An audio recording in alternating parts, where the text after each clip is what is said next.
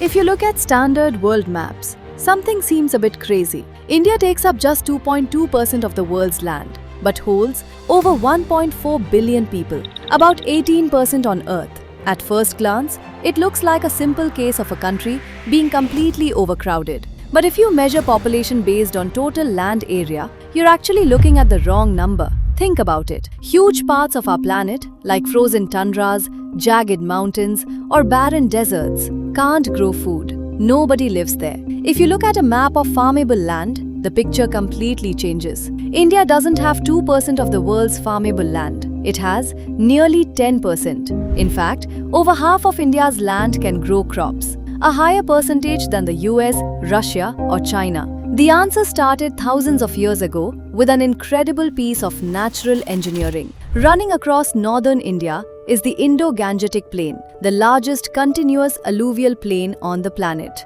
As rivers like the Ganga flow down from the Himalayas, they deposit layers of rich mountain silt across the flatlands, continuously renewing the soil. So you have fertile soil and plenty of water. But India also gets the benefit of sunlight and monsoons. In colder regions like North America or Europe, winter freezes the ground, forcing farmers to stop for half the year. India avoids that thermal barrier altogether. Tropical warmth and seasonal monsoon rains allow farmers to plant and harvest 2 or even 3 crops on the exact same field every 12 months. This agricultural system became even more powerful with the adoption of paddy rice. Acre for acre, rice produces far more calories than wheat or corn. But growing rice requires a lot of teamwork and hands-on labor. This created a natural loop. More people meant more hands to farm rice. More rice meant more calories. And more calories meant families could support more children.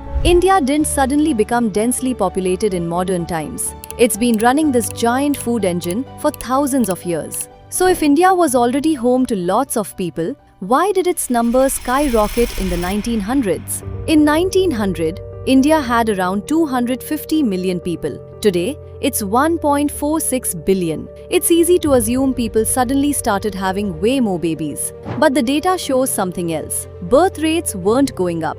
Death rates were plummeting. With better medicine, vaccines, clean water, and better farming, children stopped dying young. Think about what that meant. In 1920, a couple might have 5 children, but only 2 would survive to grow up. By 1970, almost all 5 were surviving and having families of their own. This creates a massive population delay. Even when parents later decide to have smaller families, that huge generation of kids grows up and keeps the population growing for decades. Now, if you look at where people actually live today, India isn't packed evenly everywhere. High mountains, dry deserts, and thick forests are mostly empty. The massive population is concentrated right along that green river plain in northern states like Uttar Pradesh and Bihar, as well as big coastal cities. At the same time, the country is splitting into 2 demographic stories. In southern states like Kerala and Tamil Nadu, education and healthcare have led to smaller family sizes,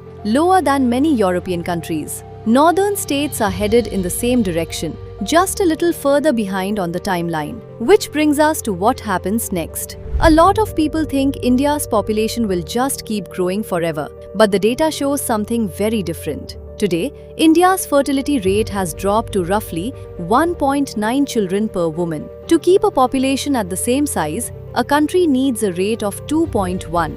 India is officially below that magic line. The primary driver keeping the overall count growing right now is population momentum, the sheer size of the young generation currently in their childbearing years. Models show that India's population will hit its absolute peak between 2043 and 2050, and after that, it will actually start to shrink. India's density isn't a modern accident. It's the result of rich mountain soil, endless sunshine, monsoon rain, and 20th century medicine keeping more people alive. We just happen to be living through the exact moment in history where all these forces have reached their highest point. In the coming decades, the big story won't be about population growth anymore. It will be about how India adapts to a stabilizing and eventually shrinking society. If you found this video insightful, make sure to like, share, and subscribe for more deep dives into geography, science, and history.